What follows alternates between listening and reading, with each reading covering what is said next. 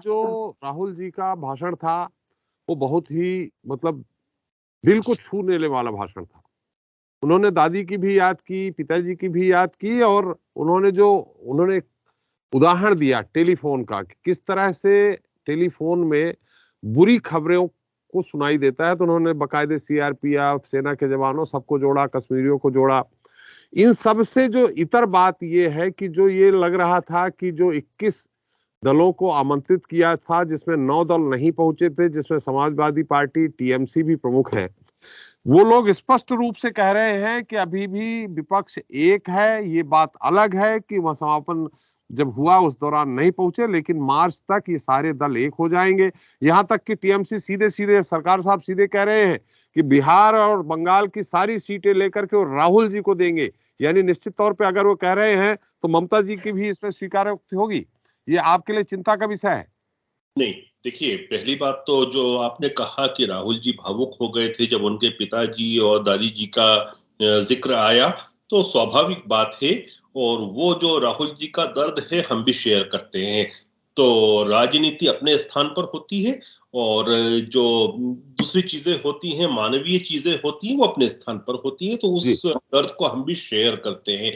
लेकिन जहां तक आप बात कर रहे हैं कि उनके दल की जो रैली थी, उस रैली में बहुत सारे दल नहीं आए, जिसमें प्रमुखता से मैं बात करूंगा इसमें समाजवादी पार्टी की और जनता दल यूनाइटेड की। ये दोनों महत्वपूर्ण है, और जेडीयू और भी महत्वपूर्ण इसलिए हो जाता है। जेडीयू को आमंत्रित ही नहीं किया था गुलरेज जी, जेडीयू को आमंत्रित नहीं किया था। 21 दल में से समाजवादी को आमंत्रित किया था। समाजवादी की बात कर ले सर, जेडीयू को आमंत्रित किया था, और जेडीयू के जो लल्लन सिंह साहब हैं उन्होंने ये कहा कि वो नॉर्थ ईस्ट में अपने कैंपेन को स्टार्ट करने के लिए जा रहे हैं, और नीतीश बाबू जो हैं वो कहीं पहले से व्यस्त हैं। उनको आमंत्रित किया गया था जेडीयू को, लेकिन जेडीयू ने इनसे कहीं ना कहीं दूरी बना के रखी। अब उसके क्या इंटरनल कारण है, मैं उसके ऊपर कुछ भी टिप्पणी नहीं कर पाऊंगा।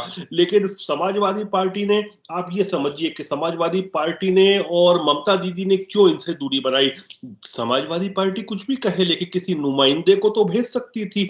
टीएमसी भी किसी नुमाइंदे को भेज सकती थी, लेकिन वो नहीं हुआ है। देखिए, एसपी का जो मुझे दिखता है कि कहीं ना कहीं वो नीतीश बाबू के साथ जा रही है। तो जब नीतीश बाबू के साथ जा रही है, तो उसमें ये लोग क्या है कि जाति वाले नेता हैं, केवल ये जाति पाति के ऊपर ही ये अपनी राजनीति करते हैं। तो इनको ऐसा लगता है कि नीतीश बाबू के साथ होने से ये कहीं ना कहीं कुर्मी वोटर्स को अपने साथ ले पाएंगे, जबकि ऐसा आज के समय होता नहीं है। तो वो एक ट्यूनिंग दिख रही है। फिर उन्होंने ये भी देखा कि जब लगभग 100 सीटें कांग्रेस को दी थी, तो क्या हुआ था जब यूपी के 2 लड़के साथ आए थे, और यूपी को ये साथ पसंद है ये गाना चला था, लेकिन यूपी ने बिल्कुल उसको रिजेक्ट कर दिया था। तो समाजवादी पार्टी ने भी एक हाथ की दूरी बना के रखी। अब जहां तक आप आती है बात ममता दीदी की, ममता दीदी कह सकती हैं जब सीताराम येचुरी जी, जो कि एक तरह से आइडियोलॉग बन चुके हैं राहुल बाबा के, जब वो वहां पर हैं, और सीताराम येचुरी जी की जो पार्टी है वो टीएमसी के खिलाफ डेफिनेटली चुनाव लड़ेगी पश्चिम बंगाल में। वो केरल में हालांकि वो राहुल बाबा के खिलाफ भी लड़ती है, लेकिन राहुल बाबा की और सीताराम येचुरी की अफिनिटी है। तो ममता दीदी वहां सहज भाव से नहीं जा सकती, इसलिए उन्होंने भी अवॉइड किया।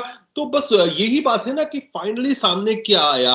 और ये इतने दिन से झूठ कहते रहे कि ये जो यात्रा थी ये तो पॉलिटिकल थी ही नहीं। जब पॉलिटिकल नहीं थी तो आपने विपक्ष के चंद दलों को बुलाया और चंद को न्योता नहीं दिया। ये दर्शाता है कि यह पूर्णतः राजनीतिक यात्रा थी और कांग्रेस झूठ बोल रही थी।